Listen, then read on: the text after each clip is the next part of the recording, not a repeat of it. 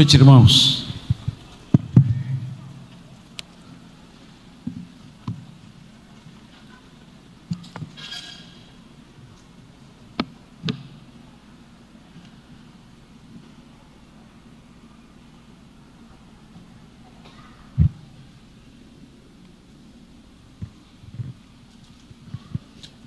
Irmãos, é uma alegria estar com vocês nesta noite. Aqui em Caruaru é a segunda vez neste ano que eu venho para esta cidade. Primeira vez eu fui à igreja do pastor Bruno, e eu não me lembro agora o nome exato da igreja, mas conheci a cidade de vocês, foi uma experiência maravilhosa naquela igreja, com aqueles irmãos amados, e também conhecer esta linda cidade. Na ocasião, o coronel Alberaci, ele me convidou para estar aqui com vocês neste evento especial chamado Reforma Hoje. E então, pela graça de Deus, eu vim aqui hoje na expectativa de que Deus seja bondoso, gracioso e nos ensine nesta noite, e também trabalhe no coração dos irmãos e de todos nós aqui, eventuais pessoas que não conhecem ainda o Evangelho. De alguma forma, nesses dias, pela ministração da palavra de Deus, realizada aqui pela instrumentalidade do pastor Heber Campos, que pregará amanhã, e também de mim, hoje à noite, que o Senhor possa nos transformar, nos santificar, e aqueles que não conhecem o Evangelho genuíno, possam conhecê-lo nesses dias, conhecer a verdade, a única verdade que liberta e que tem uma relevância singular, porque o recebimento, o acolhimento do Evangelho é algo que tem impacto sobre o destino eterno das pessoas, e nenhuma outra verdade, por mais importante que seja, tem esse impacto, tem esse efeito. Por isso é a verdade mais importante do universo, porque nós podemos crer em verdades ligadas a vários segmentos do conhecimento humano, e podem ser verdades importantes, e podem ser verdades que até afetem de algum modo o nosso comportamento e melhorem a nossa vida até, mas nada se assemelha à verdade única e singular do Evangelho, porque por meio da fé nessa verdade que apresenta Cristo crucificado, é por meio disso que alguém tem a vida eterna. Não há outro modo de chegar, de obter a vida eterna, senão pela fé em Jesus. Essa foi a grande, entre aspas, descoberta da Reforma Protestante, que tem sua data principal no dia 31 de outubro de 1517. Nesse dia, 31 de outubro de 1517, um monge agostiniano e professor da Universidade de Wittenberg, chamado Martinho Lutero, ele foi até a porta da igreja do castelo de Wittenberg. A cidade de Wittenberg, na Alemanha, tem um castelo numa das extremidades da cidade, e essa igreja, esse castelo tem uma igreja. E o que Lutero fez? Ele fixou na porta da igreja do castelo, ele fixou as suas 95 teses, desafiando os eruditos da cidade, da universidade, para um debate teológico acerca delas. Essa era uma prática muito comum naqueles dias, fixar teses para debates na porta da igreja do castelo. Certamente, quando Lutero fixou suas teses ali, outros documentos, outras teses estavam fixadas ali também, convocando os eruditos para debates teológicos. E Lutero fez isso, mas as teses que ele trouxe, as 95 teses que ele trouxe, eram teses que iriam mexer com os alicerces da igreja medieval, os alicerces do papismo e do romanismo. E por causa disso, as suas teses agitaram todo o mundo de então, já que todo mundo de então, de alguma forma, estava conectado com esse vasto sistema teológico que se desenvolveu por cerca de 1000 anos, escravizando os homens.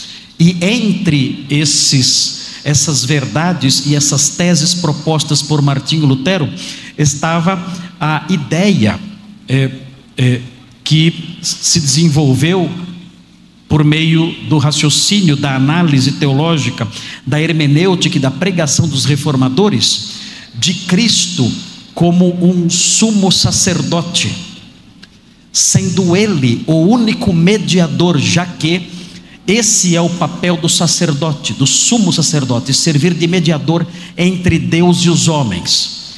E essa tese e essa grande verdade doutrinária e teológica mexia grandemente com os alicerces do romanismo de então, porque todo o sistema de acesso a Deus, por assim dizer, dependia de diversos fatores, todos eles nas mãos da Igreja Católica.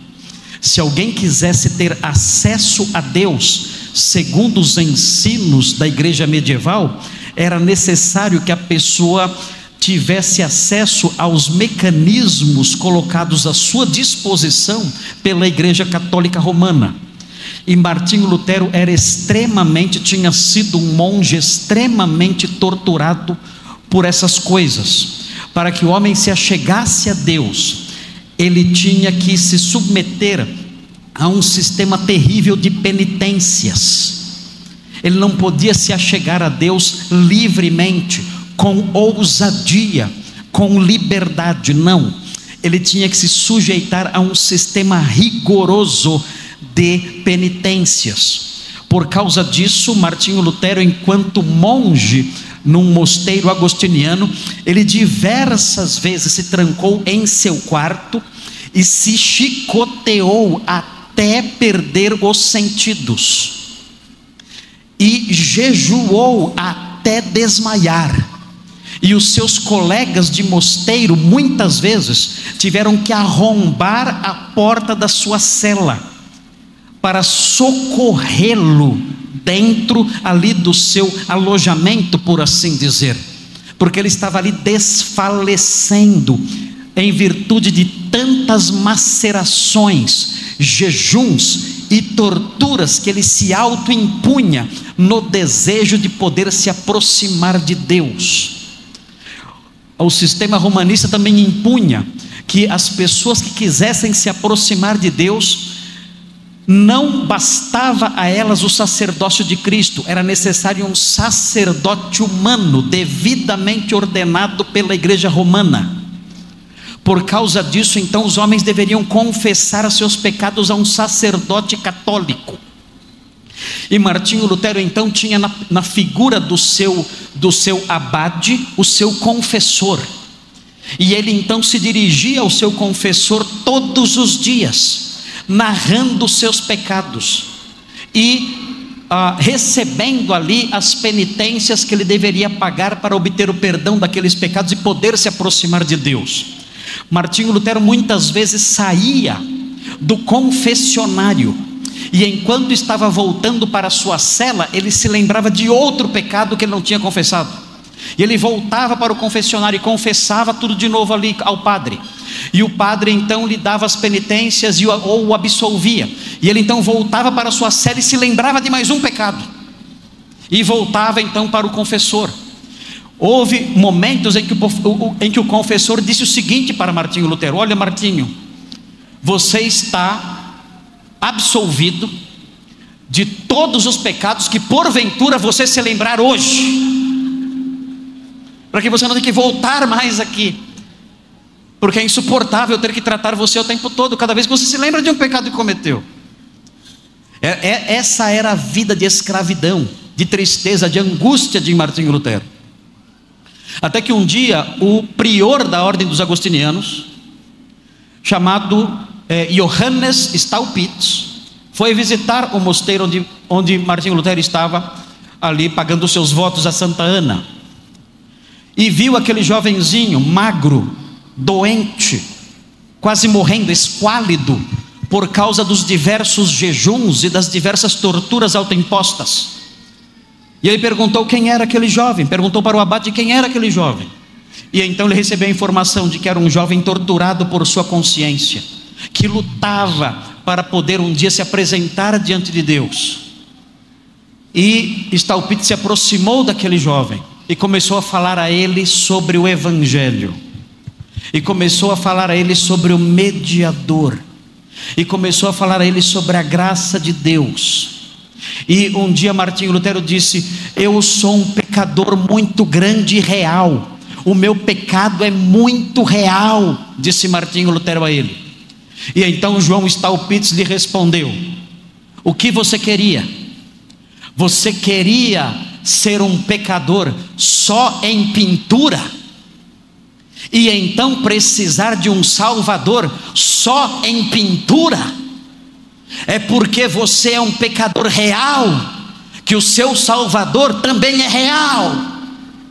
É porque o seu pecado não é um quadro numa parede, é porque o seu pecado não é uma obra de arte fictícia pintada num quadro qualquer, é porque o seu pecado é real, que o seu Salvador é real, e você deve se aproximar dele e confessar a ele os seus pecados e ter nele a sua alegria, a sua esperança. E Martinho Lutero foi ouvindo estas coisas de João Stalpitz, e aquilo tudo foi sendo usado por Deus para aos poucos ir transformando o seu coração. Ele então um certo dia teve contato com a grande verdade de que o justo viverá pela fé. Ele foi visitar a cidade de Roma, achando que era uma cidade santificada. Quando ele chegou em Roma, numa missão da sua ordem agostiniana, quando ele chegou em Roma, ele nunca tinha visto uma cidade tão promíscua como aquela. Ficou desesperado, assustado com a promiscuidade até dos padres e dos monges em Roma. E ele viu então ali uma escada que ao que nos consta, ainda está hoje próximo da igreja de São João de Latrão, num bairro de Roma.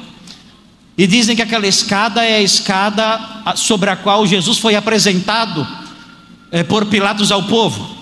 E dizia a superstição romana que aquela escada veio voando de Jerusalém até Roma e parou ali. E as pessoas então pagavam seus pecados subindo aquela escada de joelhos. E Martinho Lutero então, vendo aquilo tudo, ele se colocou de joelhos e começou a subir aquela escada. Essa escada realmente ainda existe, está lá, e as pessoas ainda sobem essa escada de joelhos hoje. Se você for lá hoje, você vai ver as pessoas se arrastando sobre aquela escada ainda hoje em São João de Latrão. Martinho Lutero começou a se arrastar sobre aquela escada, mas na sua mente martelava o versículo: o justo viverá pela fé, o justo viverá pela fé, o justo viverá pela fé. Quando ele chegou na metade da escada, ele se levantou e foi embora. Disse: não, o justo viverá pela fé e não por meio de sacrifícios autoimpostos. O que eclodiu a reforma na Alemanha foi a venda de indulgências. Martinho Lutero, quando soube que um pregador de indulgências chamado Johannes Tetzel, estava pregando o perdão de pecados por meio de pagamento. Você comprava o perdão de pecados adquirindo um documento, tinha tabela de preços. Ele chegava numa cidade, montava uma banca e tinha uma tabela de preços. Adultério custa tantos ducados, traição custa tantos ducados, mentira custa tantos ducados, assassinato custa tantos ducados. E você poderia comprar perdão de pecados para você e para pessoas que já tinham morrido da sua família. E João Tetzel montou a sua banca ali. E Martinho Lutero viu aquelas pregações todas e ficou indignado com aquilo. Como pode isto? João Tetzel era um grande vendedor. Ele dizia: assim que a moeda cai no cofre, a alma do seu parente salta do purgatório e vai para o céu. A moeda caiu, a alma subiu. Podia fazer até corinho, não tinha corinho na época, mas podia fazer até corinho. A moeda caiu, a alma subiu. E ele então se hospedava nas igrejas ao redor.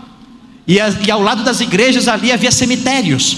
E no dia seguinte, então, ele dizia o seguinte nos seus sermões, dizia o seguinte nas suas pregações, falava o seguinte: olha, nesta noite, enquanto eu dormia no alojamento da igreja, eu escutava gritos vindos do cemitério. De quem seriam esses gritos? Eram gritos de almas no purgatório. Talvez seja a alma do seu pai que está no purgatório gritando. Talvez tenha sido o grito da alma da sua mãe que está no purgatório gritando, porque todos os que estavam ali no cemitério eram parentes que haviam morrido naquela cidade. E ele então dizia: você tem que pagar para que eles sejam libertos do purgatório. As pessoas estão desesperadas, pobres, humildes, ignorantes, davam tudo o que tinham e colocavam seu dinheiro no cofre das indulgências para libertar os seus parentes do purgatório. As pessoas também poderiam pagar, claro, pelos seus próprios pecados. Certa vez John Tetzel encontrou um homem mais esperto do que ele e disse assim para ele: John Tetzel, padre, eu quero comprar o perdão de um pecado que eu ainda vou cometer, posso? Ele disse: é claro que pode. Você pode comprar o perdão de qualquer pecado, inclusive os pecados que você vai cometer, porque os santos e Maria e Cristo acumularam um tesouro tão grande no banco celestial, que você pode adquirir perdão para qualquer coisa, porque está pago lá, e você, tendo resgate aqui por meio do seu pagamento, você consegue perdão, inclusive para coisas que você vai fazer. Ele então comprou o perdão para um assalto que ele iria cometer. E quando John Tetzel foi embora da cidade, ele assaltou John Tetzel. E quando John Tetzel reclamou, ele disse: eu tenho perdão desse pecado. Isso aqui vale alguma coisa ou não vale? Vale. Então você não pode reclamar. Eu tenho perdão desse pecado, você não pode falar nada. Essa era a condição religiosa e espiritual daqueles dias. As pessoas pagando para ter um papel que declarava o perdão, para poderem se aproximar de Deus, e pagando para os seus familiares mortos, para que eles pudessem se aproximar de Deus. Por quê? Porque eles não tinham conhecimento absolutamente nenhum das Escrituras, nada, e não conheciam os ofícios de Jesus, não conheciam a expressão solos Christus, não sabia que ele é rei, não sabiam que ele é profeta, aquele que revela a vontade de Deus, sendo o próprio Deus encarnado, e não sabiam que ele é sacerdote, aquele que abre o caminho para o céu, o único mediador entre Deus e os homens. Não sabiam dessas coisas, e os reformadores então resgataram isso tudo, e é claro que isso tudo teve um forte impacto econômico negativo sobre aquela igreja daqueles dias. Isso criou grandes revoltas na Europa. Martinho Lutero quase foi morto, quase foi assassinado, teve que ser resgatado por o eleitor da Saxônia, Frederico Sábio, que o sequestrou e o levou para o seu castelo em Wartburgo, onde ele permaneceu ali, onde ele compôs o hino Castelo Forte, que os irmãos acabaram de cantar. Mas sofreu muitas ameaças, muitos perigos, mas a causa da reforma seguiu adiante, mudando corações, mudando vidas, e chega até os dias de hoje. E hoje é tempo de nós resgatarmos esses valores todos, essas doutrinas todas, porque nós já aprendemos com a história quais são as consequências danosas, as consequências terríveis, chocantes, assustadoras, que a ignorância dessas coisas traz sobre os homens, a escravidão que isso gera sobre as pessoas, a ignorância da graça de Deus manifesta em Cristo, a ignorância da graça de Deus manifesta na obra de Cristo. Nós sabemos, nós aprendemos, nós vimos na história o que essa ignorância produz nos homens. Por isso é importante um congresso como esse, por isso é importante que nos voltemos para as Escrituras e para as doutrinas resgatadas pelos santos homens de Deus que foram os reformadores do século XVI. Não que tenham sido homens perfeitos, não que tenham sido homens livres de falhas, não que nós tenhamos santos protestantes, não, longe disso. Mas devemos reconhecer que esses homens, em que pese as suas falhas como seres humanos que eram, como todos nós somos, eles foram usados por Deus para trazer de volta à luz as grandes verdades paulinas, as grandes verdades neotestamentárias que libertam o homem e que mostram ao homem o caminho da salvação e que respondem à pergunta mais crucial da história da humanidade, que é: como eu posso ser justo diante de Deus? Como eu posso me aproximar dele e ser aceito por ele? Ele que é santo e absolutamente justo. Como eu posso fazer isso? Os reformadores mostraram: é pela fé em Jesus. Pela fé em Jesus eu tenho acesso a Deus, tenho meus pecados perdoados e recebo uma herança celeste, porque o Senhor Deus, quando eu creio em Jesus, Ele me reveste com o manto da sua justiça e me santifica e me transforma e me enche de esperança e de alegria. Queridos, o texto de Hebreus 10 é um texto, Hebreus 10, 19 a 25, é um texto que contém algumas verdades ligadas a essas coisas. E eu quero, nos minutos que me restam, eu quero falar sobre esse texto com vocês.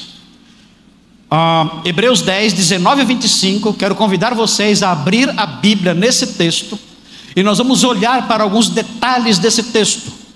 E os irmãos vão me acompanhar na medida que eu estiver apontando esses detalhes que acabei de mencionar. Hebreus 10, 19 e 25, por favor, abra sua Bíblia e com muita atenção acompanhe o que será dito, porque temos aqui um grande tesouro que, pelo fato dos homens não conhecerem essas coisas, vivem na escravidão, vivem debaixo do medo. Nós temos acesso a isso tudo, vamos aprender essas coisas e ser enriquecidos, transformados e gratos a Deus por essas verdades. Vejam o que diz Hebreus 10, 19 a 25. Eu vou ler na versão revista e atualizada da Sociedade Bíblica do Brasil. Diz assim: tendo, pois, irmãos, intrepidez para entrar no Santo dos Santos, pelo sangue de Jesus, pelo novo e vivo caminho que Ele nos consagrou pelo véu, isto é, pela sua carne, tendo grande sacerdote sobre a casa de Deus, aproximemo-nos com sincero coração, em plena certeza de fé, tendo o coração purificado de má consciência e lavado o corpo com água pura. Guardemos firme a confissão da esperança sem vacilar, pois quem fez a promessa é fiel. Consideremo-nos também uns aos outros para nos estimularmos ao amor e às boas obras. Não deixemos de congregar-nos como é costume de alguns. Antes, façamos admoestações, e tanto mais quanto vedes que o dia se aproxima. Se os irmãos olharem esse texto com atenção, perceberão com facilidade que esse texto é integrado por duas porções maiores. A primeira porção trata de uma parte didática, ensina certas verdades. E essa porção didática, que ensina verdades importantíssimas, está consubstanciada nos versículos 19 a 21. Olhando para os versículos 19 a 21, os irmãos têm a porção doutrinária desse trecho. É muito simples, vamos olhar para esses versículos e veremos as realidades dessa porção doutrinária, didática. O que o autor de Hebreus quer fazer é destacar verdades teológicas centrais para a vida do crente. Entre elas, o fato do crente ter um sumo sacerdote, que foi um dos temas da Reforma Protestante, Cristo como sumo sacerdote. E depois, se os irmãos olharem com atenção, os irmãos verão que, a partir do versículo 22, são mencionados 4 imperativos. O que é um imperativo? Um comando, uma ordem. Então nós temos uma parte que é didática, teológica, acadêmica, doutrinária, nos versículos 19 a 21, e temos uma parte exortativa. O que é uma parte exortativa? É uma parte que diz: já que sabemos destas coisas, vivamos desta e desta forma. E é isso que temos aqui. Nos versículos 19 a 21, a parte didática. Nos versículos 22 em diante, os 4 imperativos. Olha, já que nós sabemos essas coisas e desfrutamos destas coisas mencionadas nos versículos 19, 20 e 21, então, primeiro, aproximem-se. Aproximemo-nos, diz o texto. É o primeiro imperativo. Depois o texto diz, 23, guardemos firme a confissão. É o segundo imperativo. Estão vendo aí no texto? Estão acompanhando? Versículo 23 tem o segundo imperativo: guardemos firme a confissão da esperança. Versículo 24, temos o terceiro imperativo: consideremo-nos também uns aos outros para nos estimularmos ao amor e às boas obras. É o terceiro imperativo. E no versículo 25 temos o quarto imperativo: não deixemos de congregar-nos. São os quatro imperativos fundamentados na teologia exposta nos versículos 19 a 21. Este é o esboço geral desse texto, fácil de entender, fácil de acompanhar. Temos então a parte didática nos versículos 19 a 21 e a parte exortativa nos versículos 22 a 25, com quatro imperativos, com quatro comandos para os crentes. Se você crer nos versículos 19 a 21, qual é o resultado disso?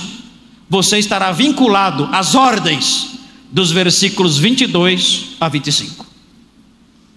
Você só obedecerá os comandos dos versículos 22 a 25 se você acolher em seu coração com sinceridade as verdades dos versículos 19 a 21. Vamos então olhar para essas coisas. Venham comigo.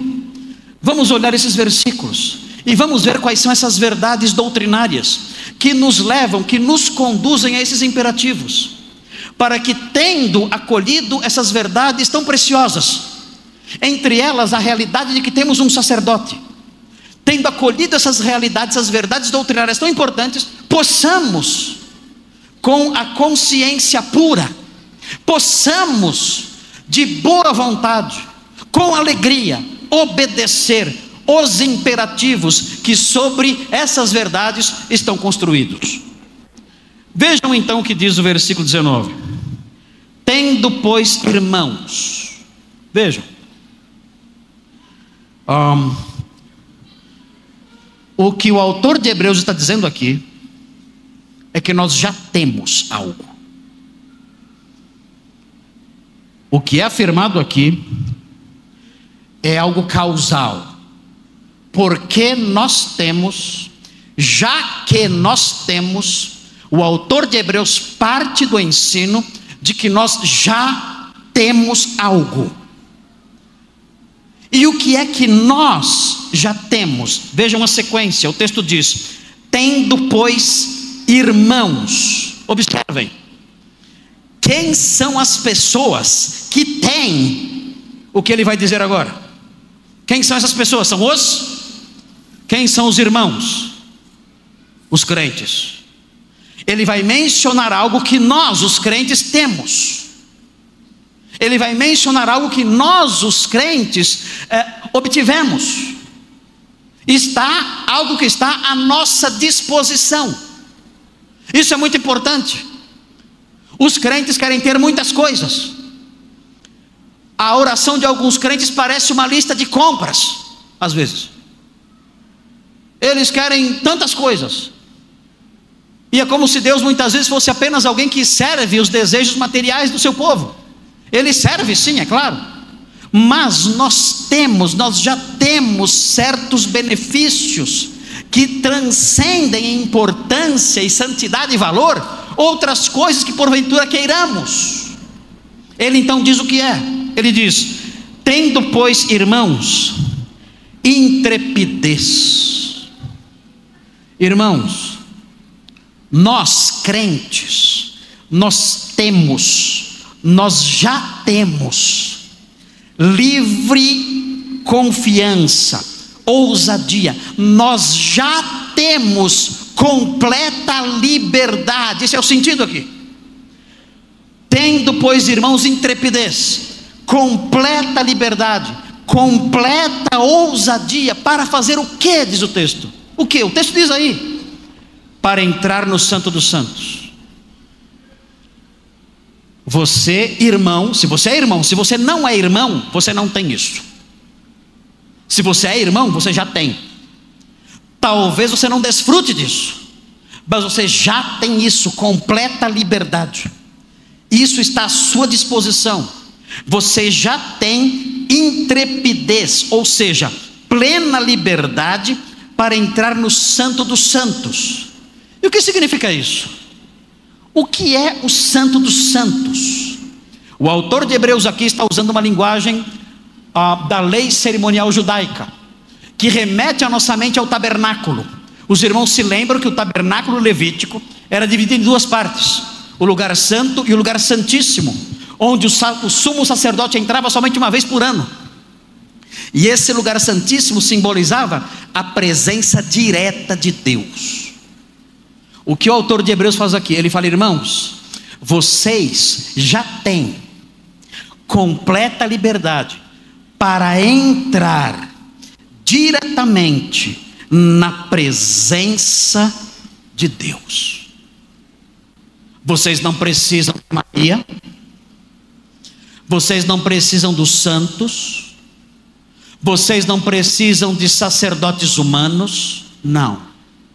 Vocês não precisam de nada disso.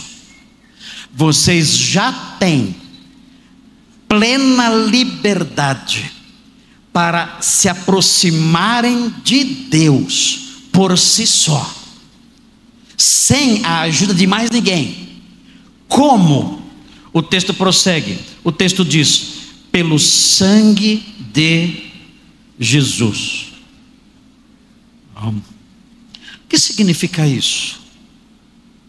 O que significa a expressão sangue de Jesus? Muitas vezes pensamos que essa expressão na Bíblia se refere ao líquido vermelho que corria nas veias de Jesus. Não é isso. Sangue de Jesus é uma expressão que se refere à sua morte sangrenta. É isso que significa sangue de Jesus. É uma expressão que aponta para a sua morte sangrenta. O texto está dizendo: vocês podem entrar na presença de Deus com ousadia e plena liberdade por meio da morte sangrenta de Jesus. É por esse caminho que vocês entram no Santo dos Santos. A morte sangrenta de Jesus abriu o caminho para que você se aproxime de Deus diretamente, sem a necessidade de outros mediadores. Notem, os hebreus a quem a carta foi escrita acreditavam, tinham vindo de um contexto religioso que acreditava na necessidade de um sumo sacerdote judaico para fazer expiação pelos seus pecados. Da mesma forma, nos dias de hoje, muitas pessoas acreditam que precisam de um sacerdote humano, de um padre católico, ou da intermediação dos santos, para poderem ter acesso a Deus. Aqui o texto diz não. Ele diz: irmãos, crentes em Cristo, irmãos, pessoas que pertencem à família de Deus, vocês podem entrar livremente na presença de Deus, porque o Senhor Jesus morreu na cruz do Calvário. E ao morrer na cruz do Calvário, por meio dessa morte substitutiva, Ele recebeu a punição pelos nossos pecados. E agora então, nós podemos acessar a presença de Deus diretamente, desde que sejamos beneficiados por essa morte. Se fomos beneficiados pela morte de Jesus, se cremos que Ele é o nosso Salvador, que morreu na cruz pelos nossos pecados, então nós nos beneficiamos dessa morte, e podemos então, sem a mediação de ninguém, entrar no Santo dos Santos, na presença dEle, sem a mediação de outras pessoas.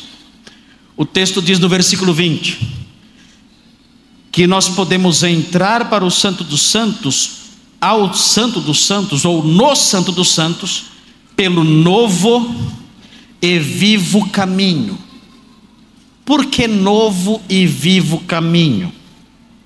Nós aprendemos em Hebreus, no capítulo 1, o seguinte, nos primeiros versículos: tendo Deus outrora falado, muitas vezes, de muitas maneiras, aos pais pelos profetas, nestes últimos dias, nos falou pelo Filho, Ou seja, é um caminho novo. E por que um caminho vivo? Porque é um caminho que dá vida. Jesus é um caminho que dá vida. Ele disse: eu sou o pão da vida.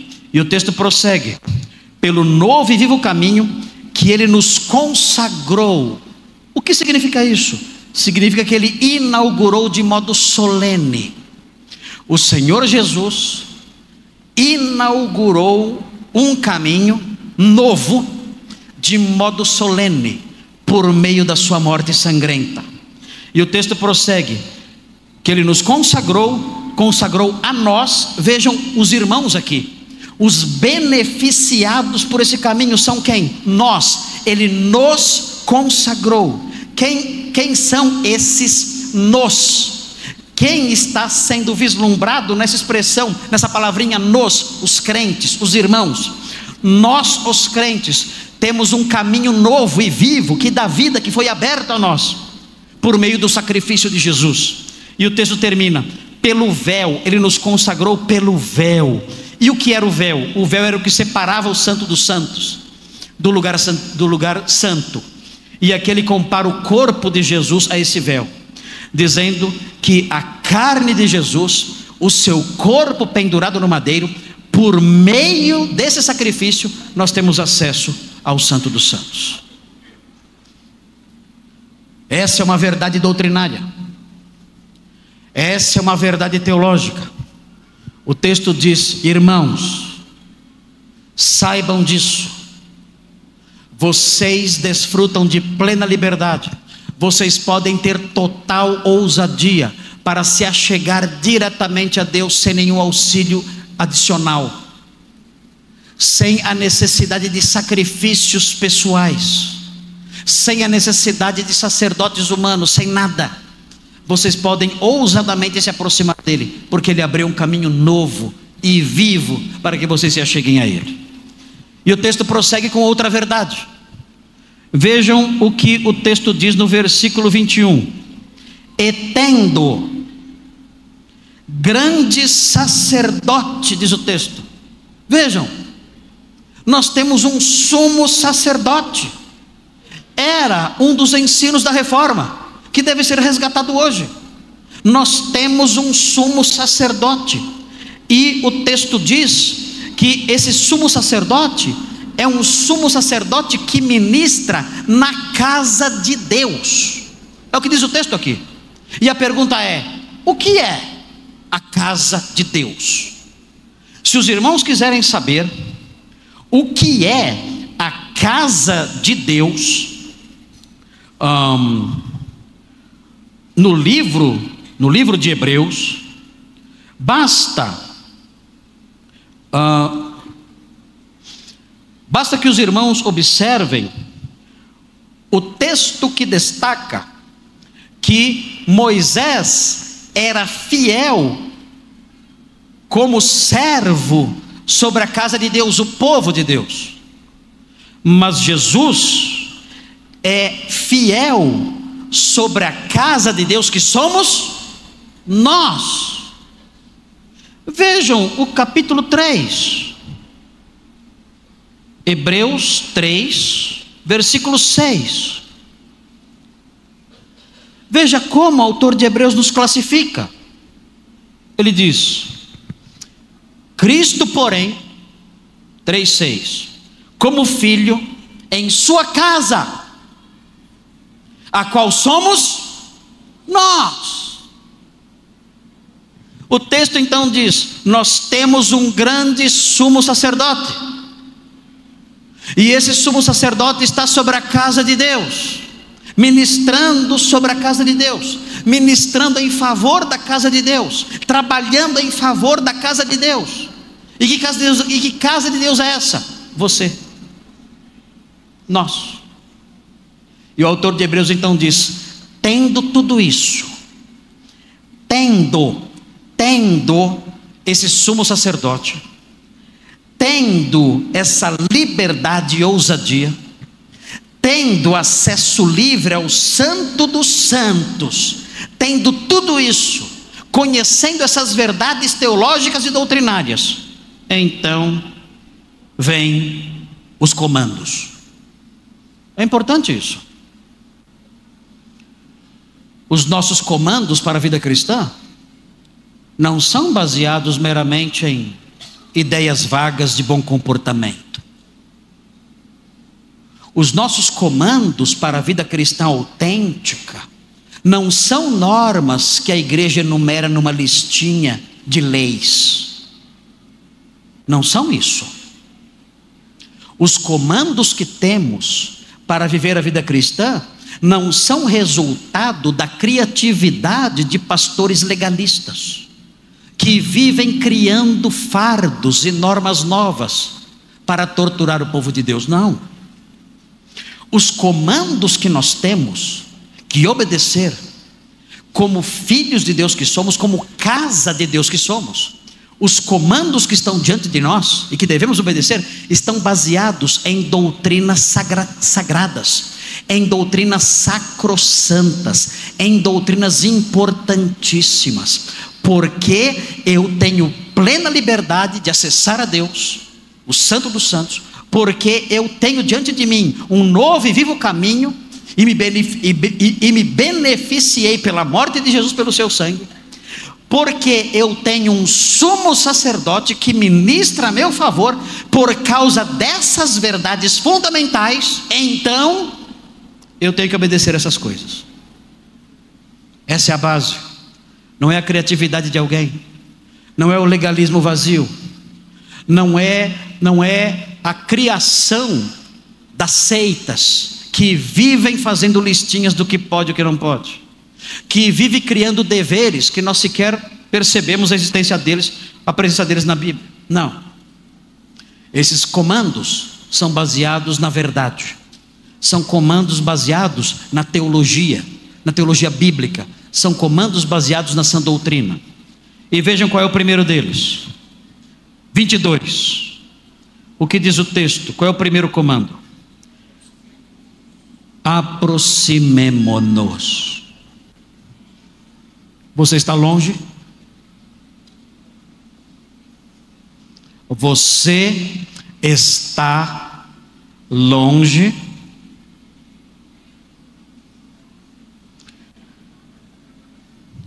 Você se afastou sendo um crente?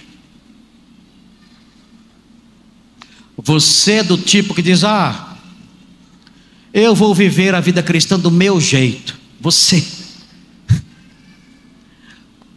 acha que você tem essa autonomia?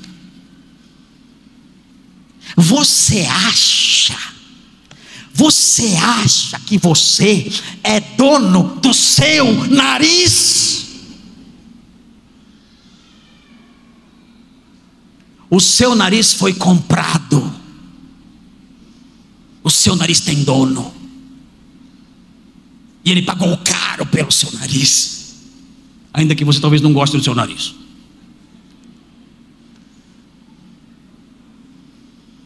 Não é você que faz as normas. Não é você que faz as regras. Não é você que diz o que deve fazer ou não. Existe um fundamento doutrinário por trás dessa ordem que diz: aproxime-se. Aproxime-se dele. E outras ordens vêm também. Você que abandonou a igreja, a última ordem é: não deixemos de congregar-nos. Isso não é uma ordem social. Isso não tem por propósito manter a paz social na igreja. Não. Isso está fundamentado nas doutrinas expostas nos versículos 19, 20 e 21. Você não tem o direito, você não tem liberdade para não congregar. São ordens fundamentadas na sã doutrina. Você não tem essa liberdade. Você foi comprado pelo sangue derramado por aquele que abriu um novo e vivo caminho. Você não tem esse direito. A primeira ordem é: aproxime-se. Aproxime-se. Você que está longe, venha. Você não deve visitá-lo às vezes. Você não deve apenas nos momentos de dificuldade, de dor e de medo, você fazer visitas eventuais ao Santo dos Santos. Não. Você tem que morar no Santo dos Santos. estar no Santo dos Santos. Viver todos os dias no Santo dos Santos. É a ordem de Deus, fundamentada na sã doutrina exposta nos versículos anteriores. Agora notem bem. Notem o que o autor de Hebreus diz acerca do modo como você deve se aproximar. Você tem que se aproximar, sim, mas o autor de Hebreus diz como deve ser isso. Você não precisa de santos, como Lutero aprendeu. Você não precisa de indulgências, como Lutero aprendeu. Você não precisa de autoflagelação, como Lutero aprendeu. Você não precisa de torturas, como Lutero aprendeu. Você não precisa de um papa, ou de padres, ou de outros sacerdotes, como Lutero aprendeu, como a Bíblia ensina. Não. Mas vejam o que é necessário fazer, o que é necessário ter para se aproximar. Vejam como prossegue o versículo: aproximemo-nos. Vejam como prossegue.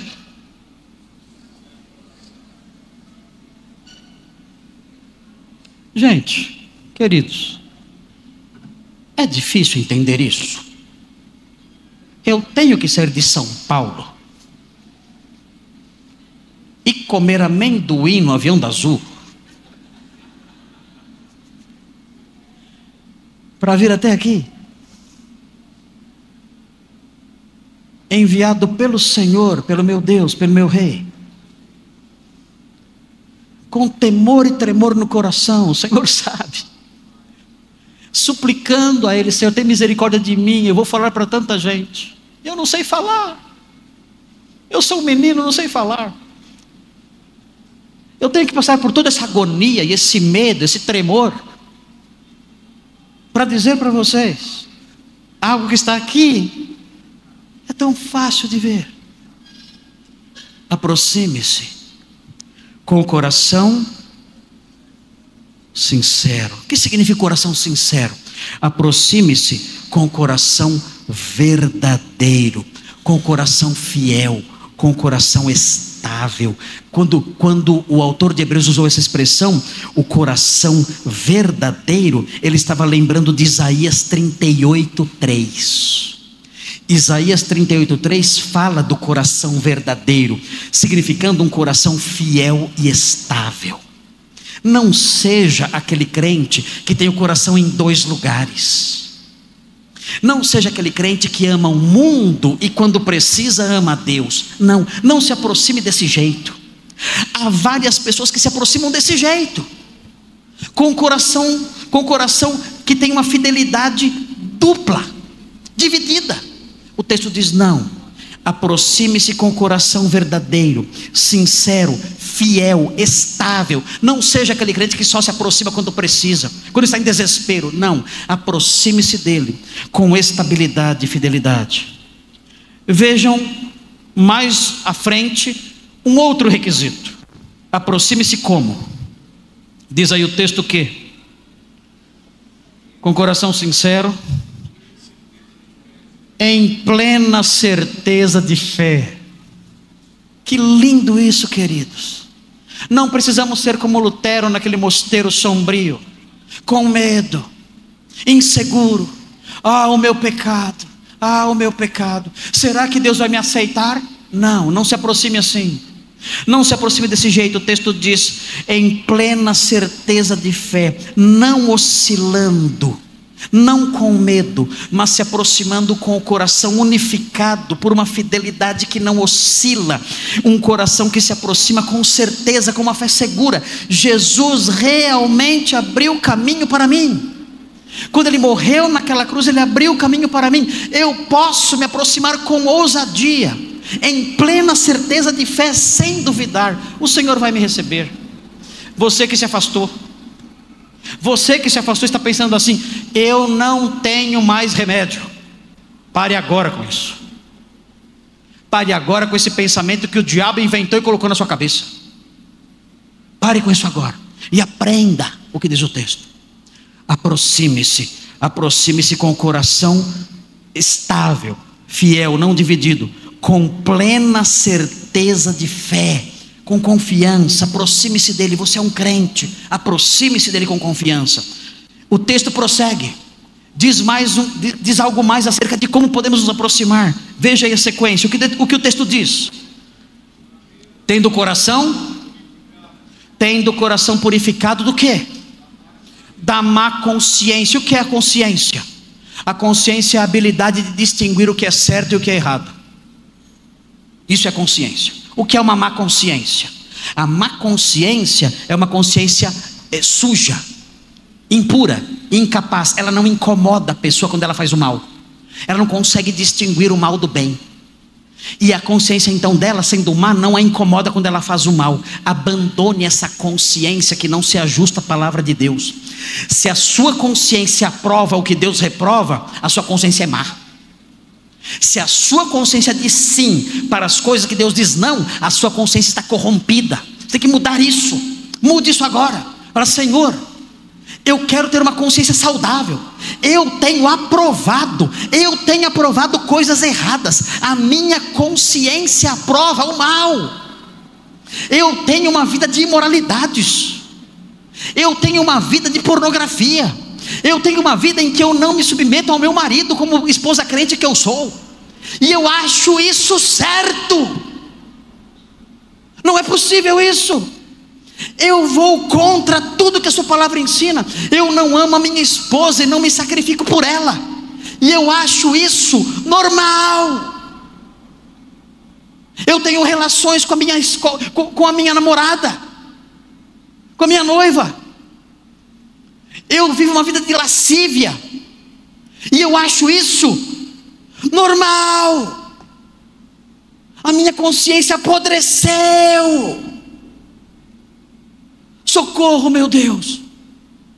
Resgata a minha consciência, para que ela seja instruída pela sua palavra, e eu me aproxime do Senhor com a consciência pura.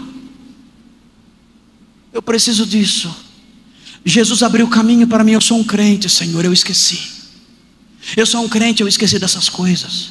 Eu sou um crente, eu não fui instruído nisso. Mas eu aprendi hoje que, tendo acesso ao Senhor, eu posso me aproximar. E o Senhor quer que eu me aproxime assim, entre outras coisas, com uma consciência pura, saudável, livre de manchas, que é torturada quando pratica o que o Senhor reprova. Dá-me isso. É assim que eu quero me aproximar. E por último, diz o texto, veja aí na sua Bíblia, de que outra forma eu devo me aproximar: tendo lavado o corpo com água pura. Antes de fazer oração, tome banho. É isso? É bom tomar banho, mas não é isso que o texto está dizendo aqui. Ele está usando uma linguagem figurada. E essa linguagem figurada está presente em Ezequiel 36. O que significa ter o corpo lavado com água pura? É uma linguagem pactual. É uma linguagem da aliança de Deus com o seu povo. E essa linguagem remete a Ezequiel 36. E eu vou terminar o sermão com isso. Estão cansados, não estão? Vou acabar já estou acabando. Daqui a pouco o pessoal do protocolo vai me dar uma bronca aqui. Eu estou passando o horário. Na minha igreja, eu estou pregando em Gênesis há 9 anos. Vocês veem como eu sou demorado. E cheguei agora no capítulo 43. Os irmãos da minha igreja nem sabem que tem outro livro na Bíblia. Quando eu falo, vamos abrir em Êxodo, eles falam, o que é isso? É um livro da Bíblia, mas tem outro? Tem um monte. Eles não sabem, tanto tempo assim. Coronel, mais um minuto. Vejam o que diz Ezequiel 36. É maravilhoso isso, queridos. Vamos beber dessa água pura. Vamos beber dessa água santa. Vamos matar a nossa sede. O nosso coração precisa disso. Veja o que diz, veja o que significa lavar o corpo com água pura. Ezequiel 36. Que texto maravilhoso esse. Senhor, obrigado. Obrigado que o Senhor não nos abandonou à mercê dos nossos próprios pensamentos. O Senhor não nos abandonou à mercê dos nossos próprios insights. Não. O Senhor nos instruiu, o Senhor não somente nos salvou, o Senhor também nos ensinou. O Senhor não foi somente um salvador, mas também um pastor e guia, um mestre. Veja o que diz Ezequiel 36, versículo 25. Veja o que Deus promete fazer com aqueles que um dia Ele iria transformar. Vejam: então aspergirei água pura sobre vós. É uma linguagem simbólica aqui. E o que significa? Ele vai explicar.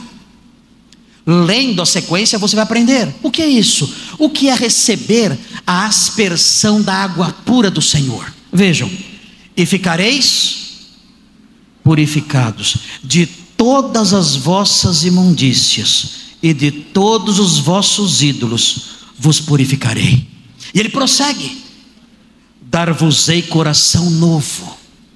O que é isso? Querido, isso é a conversão de alguém. Dar-vos-ei coração novo, e porei dentro de vós espírito novo. Tirarei de vós o coração de pedra, e vos darei coração de carne. O que é isso? Isso é receber a lavagem de Deus. Aproximemo-nos como? Tendo sido lavados. Aproximemo-nos, tendo recebido um novo coração.